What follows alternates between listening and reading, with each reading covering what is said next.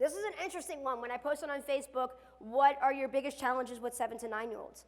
They build most of their behavioral confidence through fair play.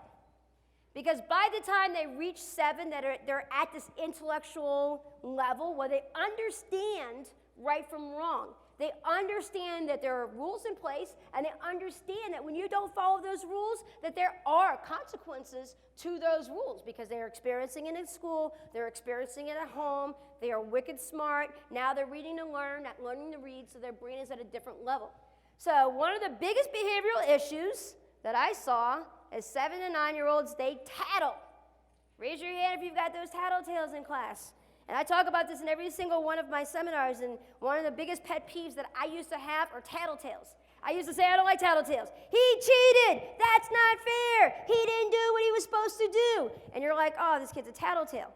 And the problem that the mistake that I've made is back in the day, I didn't like tattletales because who likes a tattletale? But what I realized was that was the worst mindset that I can have for a tattletale. Because tattletales have something that you will take away if you don't handle it correctly. And what is that? Integrity. They have integrity.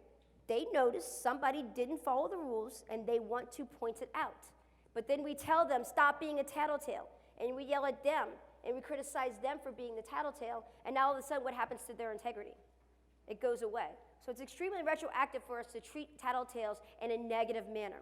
And the reason why they tattle is because their brain, their upstairs brain is finally starting to work. Their prefrontal cortex is starting to work, and they're starting to focus on right and wrong. So instead of focusing on them doing the best that they can, they're looking around to see who's paying attention and following the rules. It's just in their stage of development. So instead of having their brain focus on who's doing what right and who's doing what wrong, focus on getting their brain to focus on the right things, which is like healthy competition. So you do relay races in your 7 to 9-year-old class, expect there to be a tattletale saying somebody else cheated. And again, they're still kind of getting in that stage of development. They're still kind of transitioning in that stage of development. Sorry about that. Where it's, again, they're wanting attention. They want your attention. They want to make you proud. So kids will cheat at 5 and 6-year-olds just because they want to make you proud. 7 to 9-year-olds are still kind of transitioning out of that. That's why they're tattling. So healthy competition.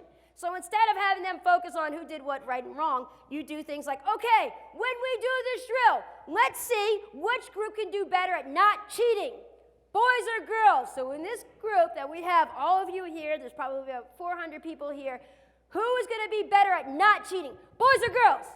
Girls. Oh, boys, you know you're cheaters, huh? Because all the girls answer. Who's going to do better at not cheating? Boys or girls? Girls. Still sounds like the girls. Boys, you really know. You guys got to get guilty conscious. What I'm doing right now is I'm getting your brain to focus on us girls, we're a tribe, we're not going to cheat. And then the boys are like, oh yeah, well, we're not going to cheat. So now they're just focusing on not cheating.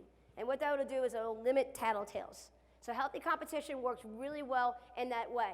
Or if somebody comes up to you and is constantly tattling and saying, he cheated, that's not fair, say, that's awesome that you pointed that out. So what I do is I challenge you to go through life without cheating, even when all the people around you are cheaters. Can you do that for me? Now what am I doing? I'm fostering that integrity versus telling him that he's bad for tattling. Does that make sense? Okay, great. That's a valuable lesson, especially if you're a parent of a tattletale. This will really help you take your relationship and your ability to parent them in a more positive and productive manner. Because I know parents come to me all the time and they're frustrated about their kid being a tattletale. And I tell them, tattletales have integrity.